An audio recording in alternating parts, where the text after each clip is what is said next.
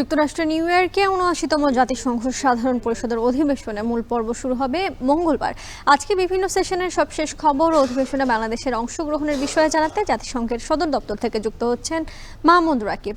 যাচ্ছি তার কাছে। রাকিব, জাতিসংঘের এবারের সম্মেলনে আলোচনায় কি কি বিষয় গুরুত্ব পাচ্ছে এবং তার সাথে জানতে চাই যে এই যে ডেলাওয়্যার অঙ্গরাজ্যের ওয়েলিংটনে বাইডেন এবং মোদির যে বৈঠক রয়েছে সেখানে বাংলাদেশ নিয়ে কি কি বিষয় আলোচনা হতে পারে?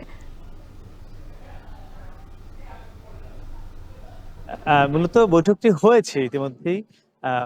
বরনা গত রাতে যুক্তরাষ্ট্রের স্থানীয় সময় গত রাতে জো বাইডেনের নিজ বাসভবনে এই বৈঠকটি হয়েছে ভারতের প্রধানমন্ত্রী নরেন্দ্র মোদী এবং জো বাইডেনের সঙ্গে। মূলত ওখানে একটি ৪টি দেশ মিলে একটি সংগঠন রয়েছে, ভারত, যুক্তরাষ্ট্র, রাশিয়া ও জাপান। সেখানে সেই ৪টি দেশের রাষ্ট্রপ্রধানের সঙ্গে মূলত একটি যৌথ বৈঠক হয়। চারটি দেশের স্বার্থ সংশ্লিষ্ট বিষয় নিয়ে।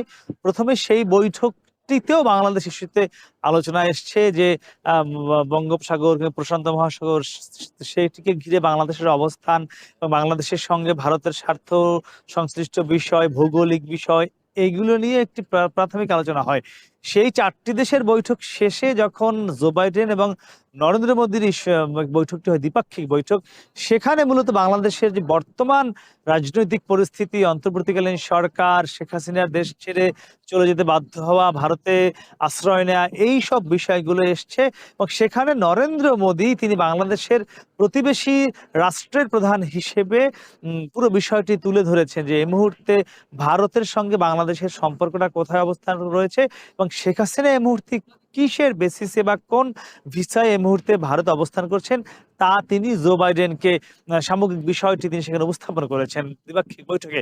আমরা যতদূর জানতে পেরেছি, একই সঙ্গে এই মুহূর্তে বাংলাদেশ যে অন্তর্বর্তীকালীন সরকার চালাচ্ছে সেখানে সরকার প্রধান হিসেবে ডক্টর মোহাম্মদ ইউনূস রয়েছে। তিনি কিভাবে চালাচ্ছেন, বাংলাদেশের সঙ্গে ভারতের অর্থনৈতিক এবং বাণিজ্যিক সম্পর্ক এই মুহূর্তে কোন অবস্থায় রয়েছে তা নিয়েও একটি প্রাথমিক অবস্থান তিনি জানিয়েছেন জো বাইডেনকে।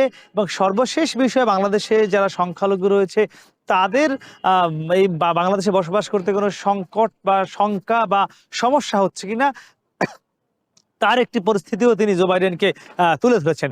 এর পাশাপাশি সেখানে আরেকটি বিষয় এসছে যে আগামীতে কিভাবে চলবে এই দুটি দেশের সম্পর্ক তা নিয়ে সেখানে কথা হয়েছে।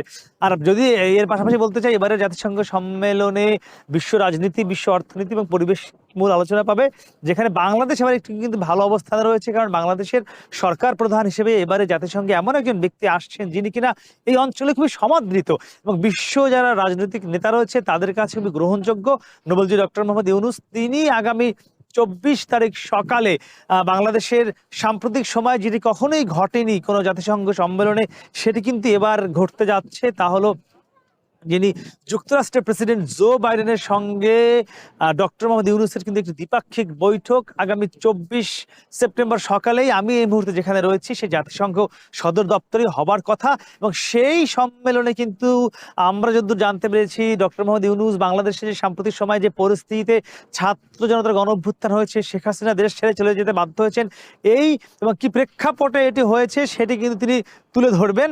এবং যে তার যে ২৭ তারিখে বক্তব্য রয়েছে এই জাতিসংঘে ভাষণ, সেখানেও তিনি এই বিষয়টি খুব স্পষ্টভাবে এবং গত ১৫-১৬ বছরে বাংলাদেশের রাজনীতিতে কি অবস্থান ছিল, সাধারণ মানুষ কতটা জুলুম নির্যাতনের শিকার হয়েছে সেটিও তুলে ধরবেন বলে আমরা জানতে পেরেছি।